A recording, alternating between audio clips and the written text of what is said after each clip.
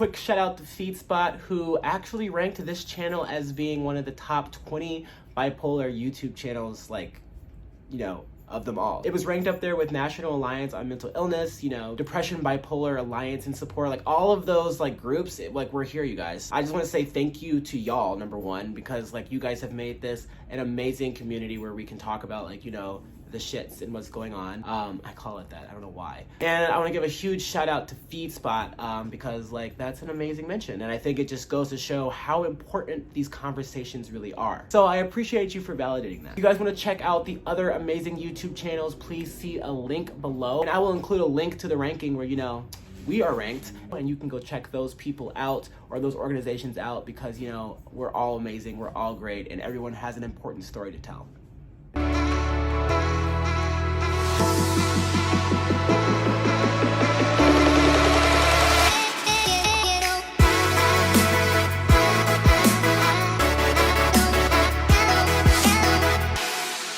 You know, when talking about like mental health and mental illness, they really don't emphasize the holistic piece. In my last few videos, I've been talking about so many quote unquote disorders or like, you know, issues that I've been going through. And it's not just bipolar disorder. It's like bipolar disorder, it's like attachment, it's mania, it's hypomania, it's, you know, impulsivity, it's feelings of abandonment. It's all of these things. It's like not a single one, which makes it even harder to deal with.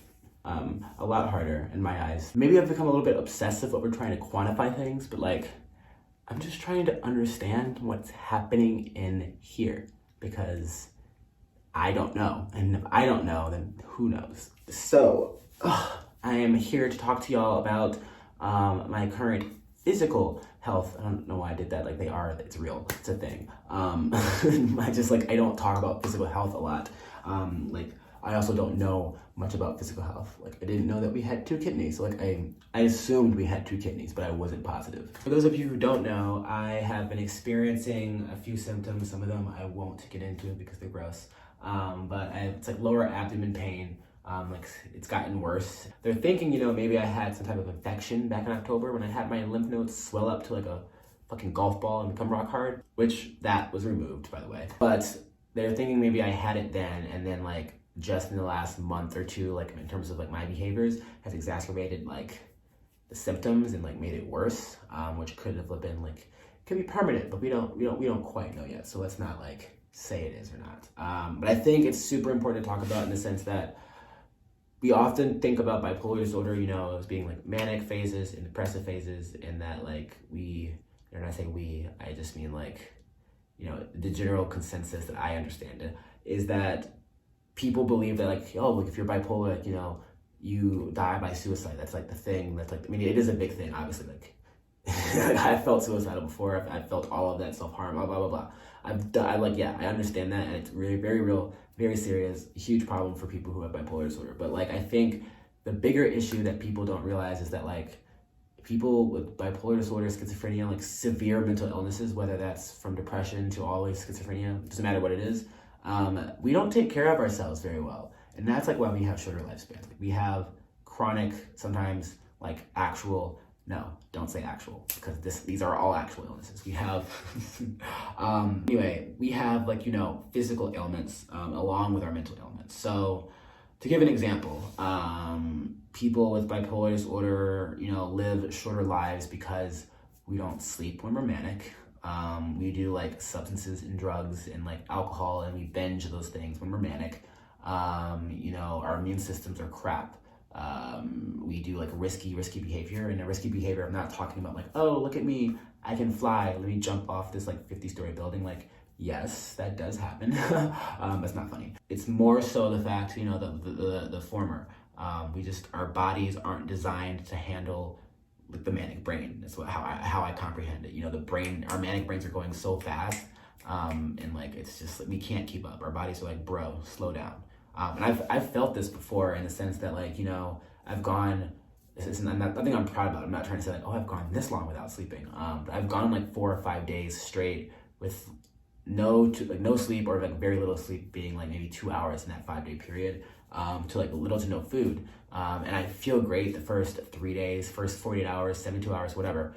I feel fine. And then I can slowly feel my body like breaking down, like literally, because like things will start to ache and hurt and swell, and like that's when I'm like, oh, I haven't like eaten anything, or I haven't slept. That's like why I feel like shit, but my mind is still very much open.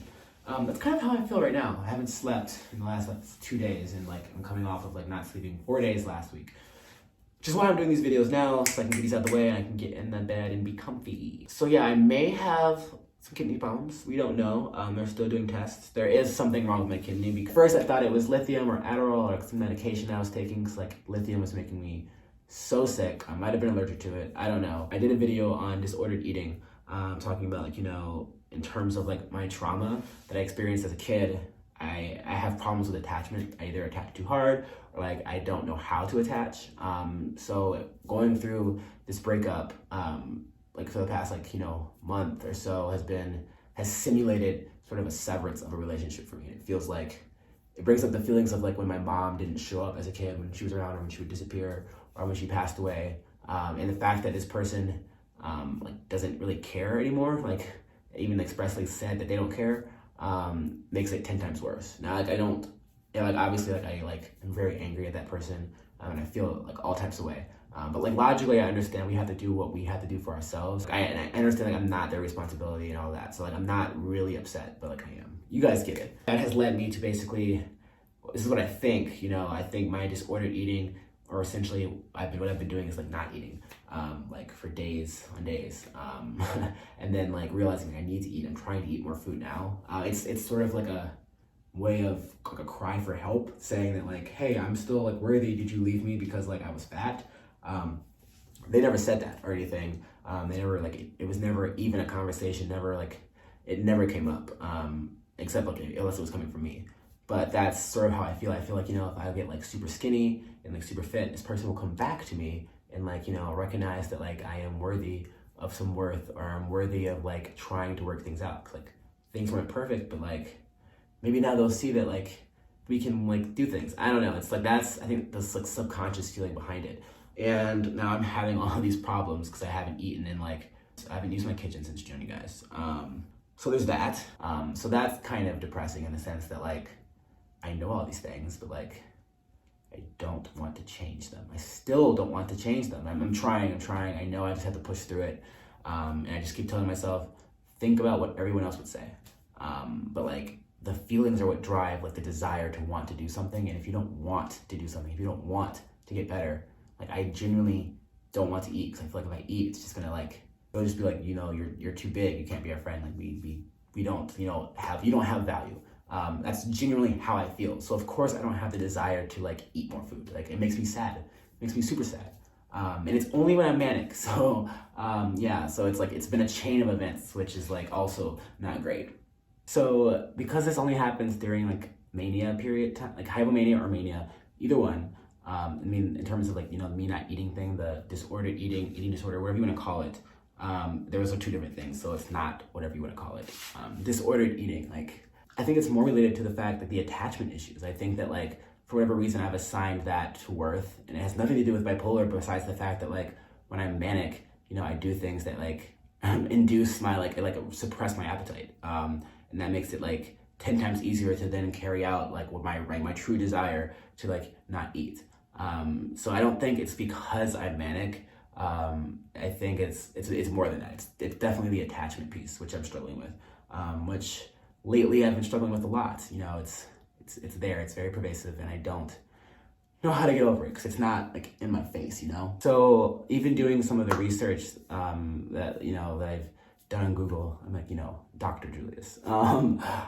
Just some of like my own private research, and I try to like look at research journals instead of articles, because articles sometimes are op-eds, so be careful with that if you know you do that. Try to find like scholarly journal articles that actually cite the studies themselves. Trauma is greatly related to eating disorders, you guys. I did not know that, especially like complex PTSD, which is like, you know, just like trauma that's been typically in childhood, but you know, throughout the years. So of course, like I don't ever remember as a kid like food being like an issue. I know that like I was always told, you know, you don't want to be fat. I think that was instilled in me. Like it was very much instilled in me that like being fat is bad and gross, and that like So maybe it was a problem, but it wasn't like a problem in the sense that I felt bad as a kid. I never felt like my parents were calling me fat and that like they didn't love me because of it. I was just kind of told that like the world doesn't like fat people. So I think in terms of attachment, obviously I want people to be attached to me. I want friends. I want, a partner. I want the love. And I feel like, if I'm 500 pounds, not that I've ever been close to 500 pounds, but like in my mind, that's what I see. Like people won't want to be around me. People won't want to be my friend. They'll leave and abandon me just like people did when I was a child. So I do see a clear connection now. Even as I'm talking, I'm like, okay, this is starting to make, like, solidifying, like, making more sense. And the mania is just like the way I do it. So yeah, I think it's pretty clear that the severance of this relationship in terms of like how I was feeling at the time, really just kind of subconsciously threw me back and was like, okay, people are leaving, or not people, but like this person is leaving. It happened quite abruptly. And it wasn't just like, we're done talking, let's take like, a break from talking and then we can come back and try to approach being friends. It didn't happen like that. It was more like, I told them, I was like, I don't think I can do this. We need time. They were like, there is no time. Like, this is going to be it. This is done. And, of course I was like, okay, whatever. Yeah, sure. Cool. In my mind, still thinking like, okay, like we'll work things out because like, we care so much for each other. So things will always work out in the end. Funny. Cause like, no, that's not true. So looking specifically, like when you don't eat, it definitely affects your kidneys. They're not able to like filter out what they're normally supposed to filter out. Like, I'm not a science person, you guys. So like, if you really want to know how it works, Google it. It can affect your cardiovascular system, like your heart. So like my family has like heart issues. Like I should be careful in that. I'm not like, I haven't been healthy, you guys. And like, I'm now seeing these physical effects and I'm like, okay, I see them, but like, I'm not reeling it in. And I know they're present and I just keep telling myself, it'll be okay in the end. And it's like, no, it won't be okay in the end unless you make it okay. And I think that's the hard part here of what I'm dealing with. And I know this isn't really offering like any like advice or like help from like my introspection, but I'm just saying that like, I'm here with y'all if y'all are feeling the same way. And I do know that this is something I need to work on. So it's something I'm working on. I'm working on processing. I think we're in the initial stages of just identifying it and seeing like, okay, this is a thing. We don't know if the kidney damage or whatever is going on with me. We don't know what it is 100% yet. We don't know, if it's permanent. It could be reversed, but we do know that like what I'm doing right now is not helping it. So like why, like this is like literally life or death. Like, I don't know why I just can't get it. I'm getting like really angry at myself now. Because it's life and death, and I'm like still just talking to you guys. I'm gonna go. All right, y'all. If you like this video, please like it. Comment. I'd love to hear from y'all. Like, I'd love to hear whatever y'all think about this whole scenario. I do feel guilty. I know it's bad, and I'm trying really hard. I promise you. Yeah. So also share if you liked it as well. Be great, and subscribe. Please subscribe because you can turn on notifications and figure out when I'm going to upload new videos. I really hope, I've been putting warnings everywhere. I really hope you guys aren't taking my advice, like, especially now, and that you guys aren't like, being triggered by this, because like, that's the last thing I want. If this content becomes, too raw, I guess in a sense, I might have to stop producing it, because that does freak me out, because it's like, okay, I'm feeling this way. Like, I'm not endorsing any of those behaviors. We all need to like, I'm just kind of like working through it. All right, y'all, have an amazing time for whenever you are watching this, day, night, morning, whatever. Peace.